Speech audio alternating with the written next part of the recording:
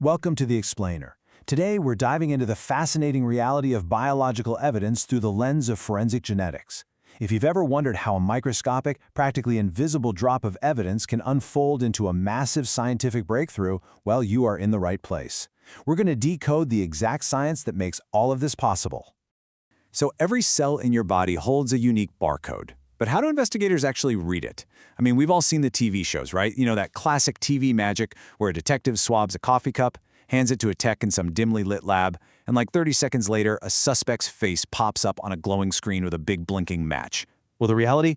It's a highly meticulous, rigorously structured scientific process. It's about literally reading our ultimate biological barcode. And honestly, the real-world science is far more fascinating than anything a Hollywood writer could invent.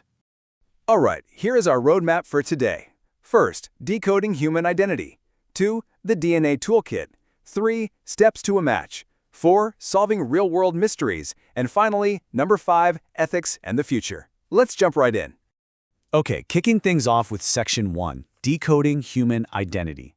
The foundational principle here is actually pretty simple, but it is incredibly profound.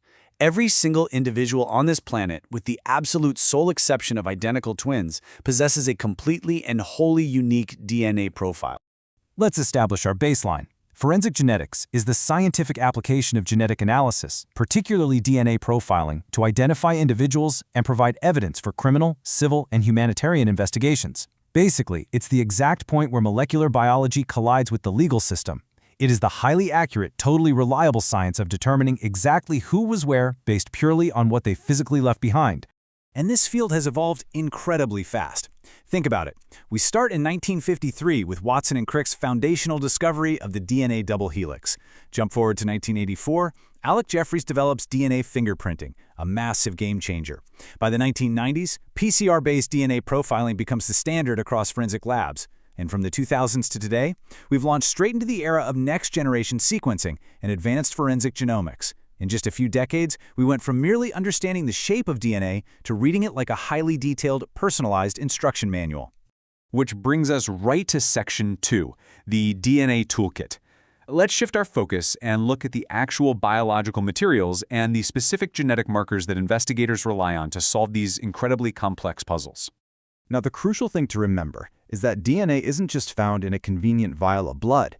Investigators can extract it from a vast array of everyday biological samples. Blood, saliva, and semen are expected, sure, but they can also pull it from hair with roots, microscopic skin cells, bone, teeth, fingernails, and various tissue samples. Highly accurate identification is possible exactly because we leave this massive, invisible trail of biological evidence behind us everywhere we go, usually without even realizing it. To build our molecular toolkit, we can actually break this complex biology down into 4 digestible buckets of DNA markers. First up are short tandem repeats, or STRs.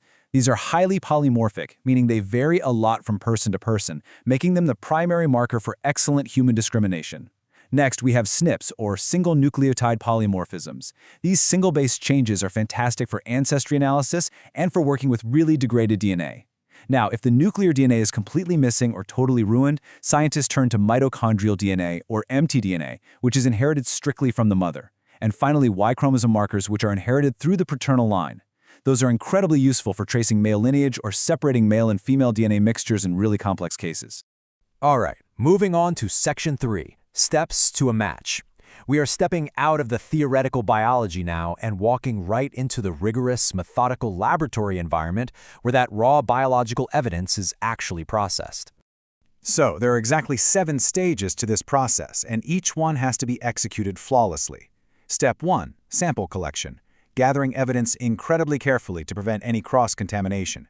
Step 2, DNA extraction, isolating the DNA from whatever biological sample was collected. Step 3, DNA quantification, basically measuring precisely how much DNA we actually have and its quality before moving forward. Step 4, PCR amplification, using the polymerase chain reaction to amplify specific DNA regions, usually those STR markers we just talked about. Step 5, DNA analysis, separating those amplified fragments out to generate a clear DNA profile. Step 6, profile comparison, lining up the evidence profile against known reference samples or database records. And finally, Step 7, statistical interpretation, This is doing the rigorous mathematical calculations to estimate the exact probability of a random DNA match. It is a strict, undeniable scientific pipeline.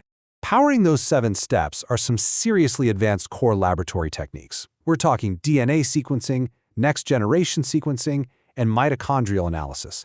But the true, workhorse engines of the modern forensic lab are PCR and capillary electrophoresis, which is what helps separate the DNA fragments. These specific scientific techniques are what allow scientists to take incredibly tiny, sometimes super compromised samples and still yield highly reliable results that will actually hold up in a court of law. Let's step out of the lab now and into Section 4, Solving Real-World Mysteries.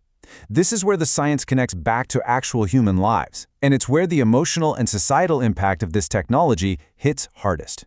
You see, this science doesn't just solve crimes, though it is obviously incredibly effective at identifying suspects and, crucially, exonerating innocent individuals.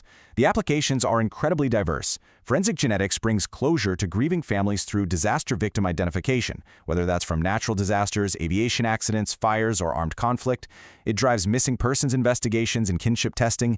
It even extends into wildlife forensics, helping authorities identify illegally traded wildlife, detect poaching, and protect endangered species. It even allows anthropologists to study ancient human remains and trace historical populations. The sheer scope of how this touches the real world is massive. But we do have to look at the full picture and acknowledge the field's scientific limitations. Contamination of evidence, that's a massive, ever-present risk. Highly degraded DNA can be incredibly difficult to accurately analyze. We also have that biological quirk where identical twins share nearly identical nuclear DNA profiles. Furthermore, interpreting mixed DNA samples, where DNA from multiple people is scrambled together at a scene, can be deeply complex. This is exactly why the field demands such incredibly strict quality control requirements from start to finish. There is no room for error. Which leads me directly to ask you a question. Who protects your genetic data? It's one thing to celebrate all these scientific triumphs, but when we realize that our entire, unique biological instruction manual can be read and stored so easily, it forces us to pivot right into the ethical gray areas of biological tracking. And that brings us perfectly to our final section, Ethics and the Future. Here we are focusing on the profound societal and legal implications of society holding the keys to everyone's biological blueprint. There is a constant, ongoing tug-of-war here. On one side, utilizing this powerful scientific tool to solve crimes. On the other, protecting personal genetic privacy. These considerations include the privacy of genetic information, the absolute need for informed consent where applicable, ensuring the highly secure storage of these massive DNA databases, the prevention of data misuse, and, critically, protection against genetic discrimination. We are just impartially reporting the facts here, but it's very clear that our legal frameworks are working incredibly hard just to keep up with the pace of the science. And that science, it certainly isn't slowing down anytime soon. The recent and future leaps in biotechnology are truly astonishing. We are looking at rapid, portable DNA analysis systems that investigators could take straight to a location. We're expecting a much greater use of AI in assisting with forensic interpretation, which will dramatically change the speed of investigations. Add in improved identification from trace DNA, expanded forensic genomic databases, and the integration of phenotypic prediction tools, where DNA might accurately predict physical traits like eye or hair color, and the future of this field is both thrilling and, honestly, a little formidable. Forensic genetics truly is the ultimate intersection of advanced genomics, artificial intelligence, and human rights. As biotechnology continues to advance the speed and the reach of these investigations, we are all left with a pretty vital question to chew on. As science unlocks the deepest secrets of our biology, who ultimately holds the key to our privacy? Thank you for joining me to decode this incredible topic today. Stay curious, keep learning, and I'll see you in the next explainer.